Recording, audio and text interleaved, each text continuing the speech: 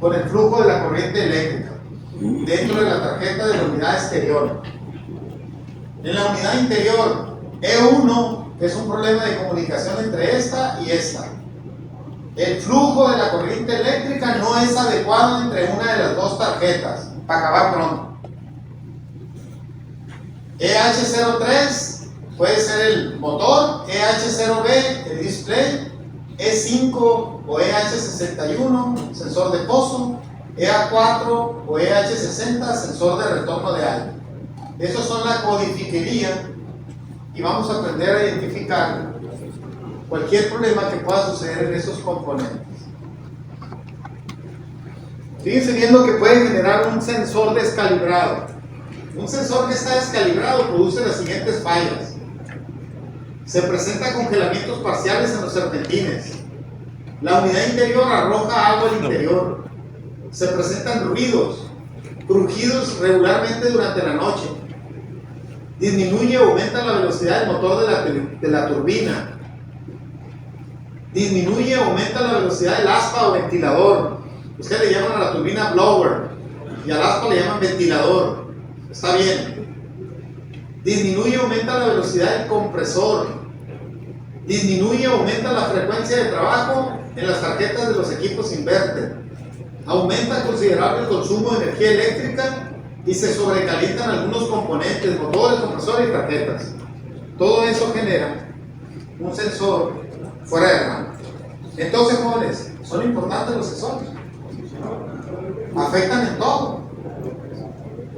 ¿Sí? Yo les hago una pregunta. ¿Un sensor dañado interfiere en el funcionamiento del lago? 100%. ¿Un sensor dañado interfiere en el funcionamiento del ventilador en la unidad exterior? ¿Un sensor dañado interfiere en la velocidad del compresor?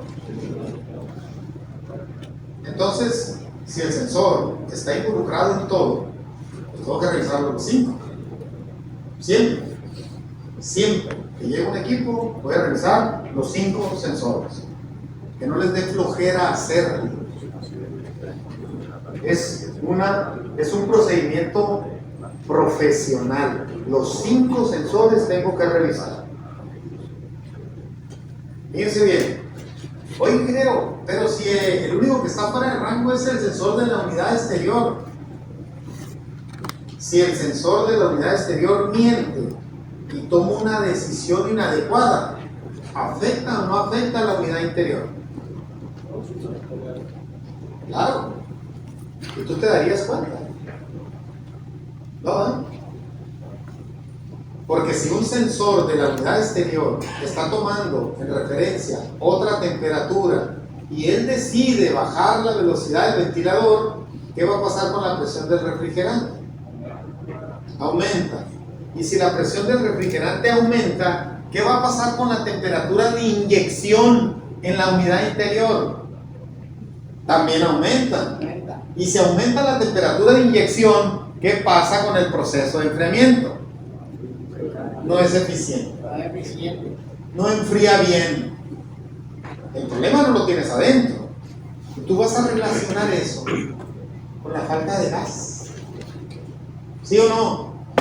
Cuando el problema lo tienes en un sensor que está tomando una decisión errónea de bajar la velocidad del aspa, ya te movió todo internamente. Cuidado en esas partes. Muy bien. Lo que hace este sensor de retorno de aire, sensa la temperatura del interior del cuarto para controlar los encendidos y apagados del compresor. Este determina si enciende o no enciende el compresor. Este sensor le ordena a la tarjeta que le mande corriente eléctrica al compresor. El técnico llega y dice: le puse las puntas del multímetro y sí le llega voltaje. Vamos, está energizado, ¿no? Pero no hay flujo de corriente eléctrica. Pero yo le pongo y sí, tiene 220, sí tiene 220. Pero no está corriendo la corriente eléctrica, no está entrando desbobinados, y no lo está activando, nomás lo tienes en las puertas de entrada, porque el equipo está energizado. Y hasta que la tarjeta libera la corriente eléctrica, se activa el componente. Son dos cosas diferentes. ¿Estás de acuerdo? Porque ha habido técnicos aquí en Colombia que me hablan y me dicen, le puse el multímetro y si le llega corriente. No, no le llega corriente, está energizado. Si está apagado el botón, no te va a pasar corriente.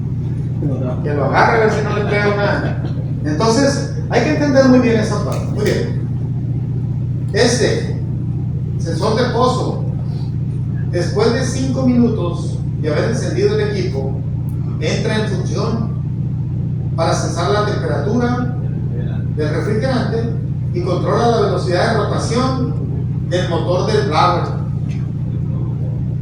Este controla la velocidad de rotación del motor del blower. Si el motor del blower disminuye la velocidad, ¿qué pasa con la presión del refrigerante? Y si baja durante la noche, ¿qué puede producir? Congelamiento. Y el congelamiento, el técnico lo relaciona con la falta de gas siempre, porque lo trae en su cabeza, porque así aprendió. Pero no es falta de gas. Un sensor está fuera de rango y está obligando a la turbina a que baje su velocidad. ¿De acuerdo? Ahora, lo mismo, si este sensor se llena de